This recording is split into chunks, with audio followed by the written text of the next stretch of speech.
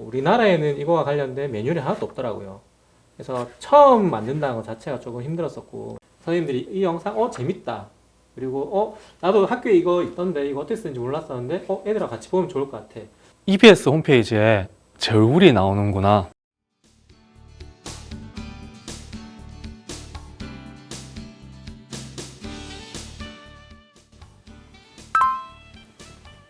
안녕하십니까. 클립형 영상학습 자료 제작의 실제라는 주제로 사례 발표를 하게 된 대구 한샘초등학교 교사 조강희입니다. 오늘 이런 내용으로 제가 사례 발표와 관련지어서 교육방송 연구대회를 설명드리도록 하겠습니다. 먼저 교육방송 연구대회에 대해서 말씀드리면 의무 부분은 두 가지가 있는데요. 콘텐츠 활용 교수학습 자료 부문의 경우에는 EBS에서 제공하는 여러 콘텐츠들을 선생님들이 교육 현장에서 어떻게 반영하였는지, 어떻게 일반화할 수 있는지 그런 사례들을 보고서화해서 제출한 내용이라 생각하시면 되겠습니다. 그리고 두 번째로는 클립형 영상학습 자료인데요. 이게 바로 많은 선생님들이 알고 계시는 교육 콘텐츠를 영상으로 만들어서 제출하는 것입니다. 추진 일정은 다음과 같습니다. 근데 교육방송 연구대회의 경우에는 다른 연구대회가 가지지 못한 두 가지 장점이 있는데요. 첫 번째로는 계획서를 제출하면 지원금이 나옵니다. 그래서 촬영 도구나 촬영 프로그램이 없습니다 하는 선생님들도 그 지원금을 굉장히 유용하게 사용하실 수 있습니다. 두 번째 장점은 시대회에서 1등급부터 3등급까지 입상한다면 그 모두가 전국대회에 출품이 될 수 있습니다. 시대회에서 3등급을 받더라도 전국대회에서 1등급을 받는 경우가 가끔 있었습니다. 출품하실 때 선생님 혼자 나가셔도 되고 2인이 팀을 이루어서 나가셔도 되는데 다만 교사, 교장 관계처럼 직급이 다른 경우에는 불가능합니다. 그리고 이미지나 영상을 활용하실 때에는 반드시 저작권 출처를 표기하셔야 됩니다. 저희는 뉴스를 캡처한 장면을 사용하였는데요. 이렇게 아래에 출처를 표기해 두었습니다. 다음으로 클립형 영상 자료 제작의 실제를 저희 사례와 연관지어 설명드리도록 하겠습니다. 저희는 제작 과정을 크게 이 4개의 단계로 제작을 하였는데요. 특히 마지막에 피드백 반영이라고 되어 있는 것은 마지막에만 한 것이 아니라 처음부터 끝까지 피드백을 받고 그것을 수정하는 데 충실히 반영하였습니다. 다음으로 선생님들이 주제를 선정하시기 전에 제가 작년과 재작년의 입상작을 주지교과, 예체능, 실가관영, 기타 주제로 분류해 보았는데요. 제가 이게 분류한다 하는 것이 중요하다라고 말씀드리고 싶은 게 아니라 이렇게 다양한 주제들이 이런 주제들도 교육방송 연구대회 주제로 잡을 수 있구나 하는 것을 말씀드리고 싶었습니다. 수업에 도움이 되는 콘텐츠를 넘어서서 교육에 도움이 되는 콘텐츠라면 그 어떠한 것도 주제로 잡을 수 있습니다. 28회 대회 기준으로 심사 기준이 8가지 정도가 제시되어 있었는데요. 그 중에 주제 선정과 관련된 기준은 다음과 같습니다. 다음으로 주제를 선정하실 때 선생님들이 고려해야 할 점을 몇 가지 설명드리겠습니다. 먼저 학생들이 궁금해할 내용들을 선정하시면 되는데요. 예를 들어 수업 시간뿐만 아니라 학교 생활 전반적으로 필요한 정보들, 도서관 이용법, 학교 사용 설명서, 일기 쓰기 비법 등의 작품들이 눈에 띄었습니다. 두 번째로 수업 시간에서는 중요하게 다뤄지지 않지만 학생들이 궁금해할 내용 혹은 흥미를 가질 만한 내용을 탐구하시면 좋겠는데요. 예를 들어서 체육에서는 유스포츠, 음악에서는 수업 시간에 잘 다뤄지지 않은 악기들, 그리고 수학과 사회 같은 과목에서는 수업 시간에 배운 원리를 실제 현장에 적용한다면 어떻게 될까 하는 것을 주제로 잡을 수가 있겠죠. 수업과 그렇게 연관이 없는 것 같은데 어떡하지? 하는 부분도 충분히 주제가 될 수 있습니다. 특정 명수에 대한 내용 혹은 인물 탐구, 역사 탐구에 관한 내용들도 충분히 주제로 잡을 수 있습니다. 그리고 영상이라는 매체로 전달할 때 가장 효과적인 내용들을 주제로 잡으시면 좋겠는데요. 지금 제가 예시로 보여준 이 주제들은 전부 절차적인 내용들, 즉 각 절차마다 반드시 어떤 장면을 보여줘야 되고 유의점도 같이 설명해야 되고 하는 내용들입니다.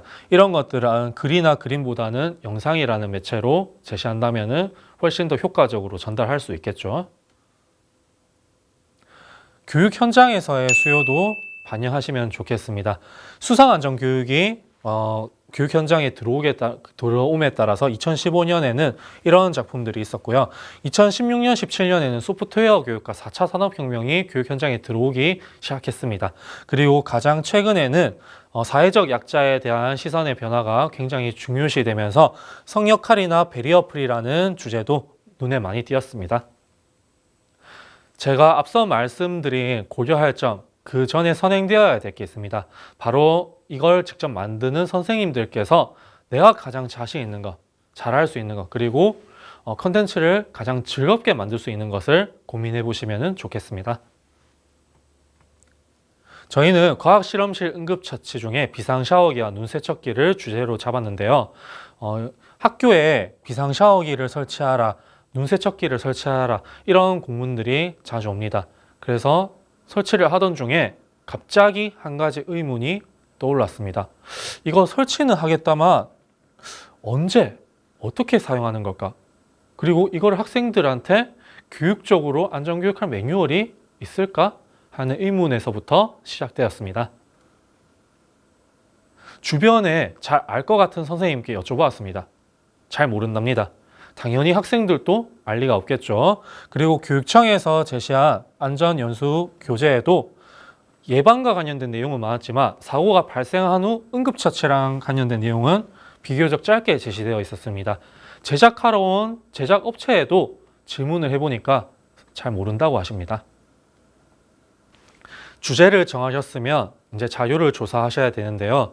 기존에 수상했던 영상들을 참고하시면 좋을 것 같고 다른 연구대회에서도 굉장히 많은 자료들을 확보하실 수가 있습니다. 그리고 무엇보다 중요한 건 현장에 계신 선생님들의 목소리와 현장에 계신 선생님들이 사용하는 여러 교육 매체들을 참고하시면 좋겠습니다. 저희는 국내에서는 비상샤워기, 눈세척기랑 관련된 내용이 별로 없었기 때문에 영어로 되어 있는 비상샤워기 매뉴얼을 참고했고요. 또 영어로 유튜브에 탑재되어 있는 영상이 있었습니다. 그걸 번역해서 많이 참고를 하였습니다. 그리고 과학교육과정을 보면 비상샤워기와 눈세척기가 필요한 실험이나 사항들이 충분히 많이 있었습니다. 그리고 제작업체와의 전화 인터뷰도 많이 참고하였고요. 과학실험실 안전연수 교재에서 다뤄진 부분들도 많이 참고하였습니다. 자료를 확보하셨으면 시나리오를 작성하셔야 되는데요. 시나리오 작성 단계에서 가장 중요한 건 전달하고자 하는 내용을 어떤 방법으로 그리고 어떤 형태로 전달할 것인지에 대한 고민이 필요합니다. 예를 들어 인포그래픽이나 스토리텔링, 실제 적용하는 장면 등을 활용하실 수 있겠는데요. 실제 촬영에 적용 가능하도록 여러 가지 방법을 선택하셔서 스토리보드로 구성하시고 다만 영상 규격이 7분 이내이기 때문에 그것을 고려하셔가지고 스토리보드를 작성해 주시면 되겠습니다. 저희는 처음부터 끝까지는 스토리텔링 형식으로 진행이 되었고요. 처음에 스토리텔링이 시작된 부분이 바로 이 네 장면입니다. 학생들이 과학실험실에 가서 설치되어 있는 비상샤워기를 발견한 다음에 거기에 대해서 호기심을 가지기 시작합니다. 그리고 학생들이 질문하고 선생님은 비상샤워기와 눈세척기에 대한 설명을 하는 식으로 스토리텔링이 진행됩니다. 하지만 이렇게 학생의 질문과 교사의 답변만으로 진행이 된다면은 영상에서 조금 부족한 점이 있었다고 판단이 되었기 때문에 저희도 스토리텔링과 인포그래픽을 복합적으로 사용하였습니다. 마지막에 정리하는 부분의 경우에는 인포그래픽을 적극 활용하였습니다. 제작 도구는 사실 굉장히 다양히 있는데요. 제작 도구가 없다고 선생님들 고민하실 필요가 없습니다. 스마트폰만 있어도 요즘에 스마트폰 화질이 워낙 좋기 때문에 충분히 촬영하실 수가 있습니다. 다만 촬영하실 때는 2대 이상으로 한 장면을 동시에 촬영하시는 게 좋고요.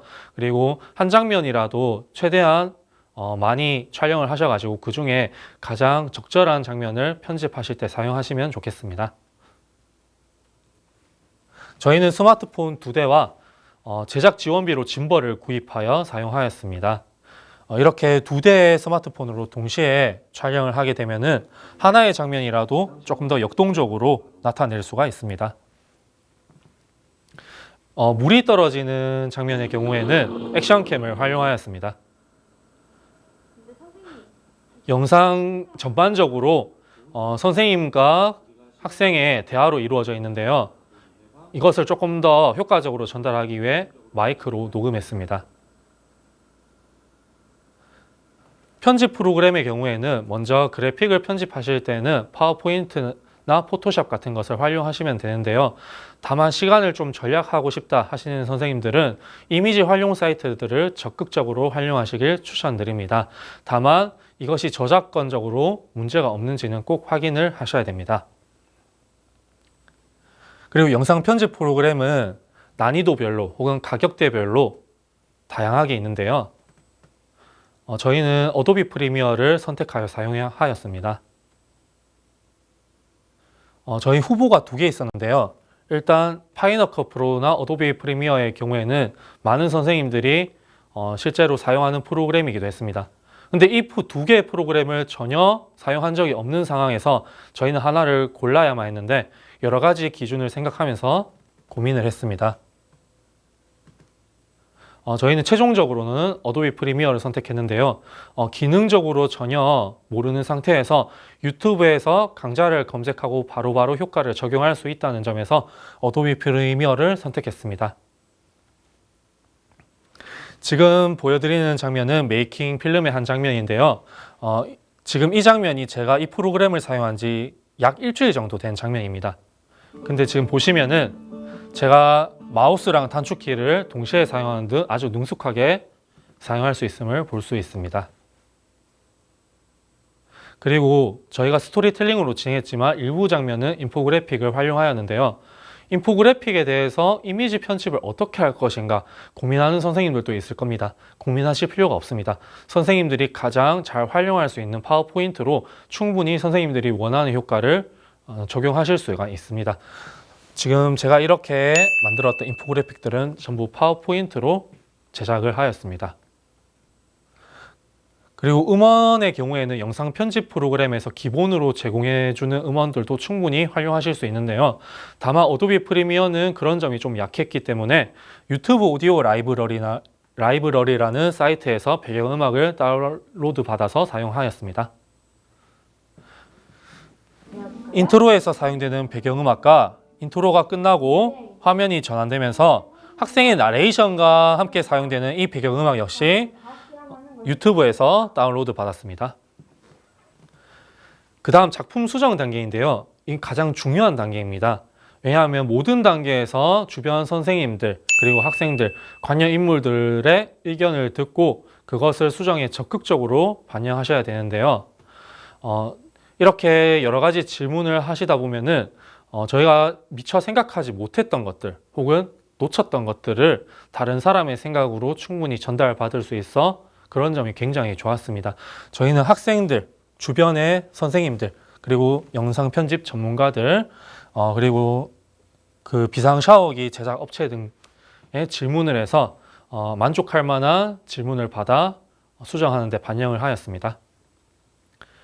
영상을 제출하실 때는 USB에 최종 완성된 작품 하나와 영상 제작 동영상 하나를 같이 출품하셔야 되는데요.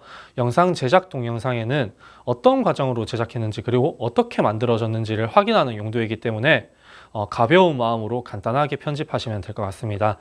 저는 NG 장면이나 혹은 선생님들이 학생들을 연기 지도하는 그런 재미있는 장면들을 넣었습니다.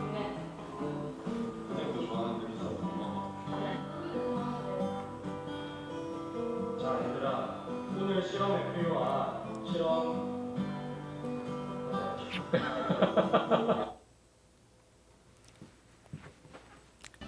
제가 마지막으로 말씀드리고 싶은 건 뉴미디어가 교육 현장에 영향을 주는 4차 산업혁명 시대입니다. 이미 많은 선생님들이 유튜브 등 SNS에 교육용 컨텐츠를 많이 올리고 계십니다.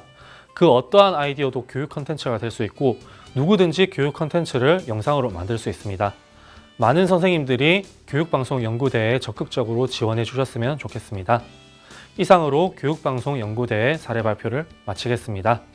감사합니다.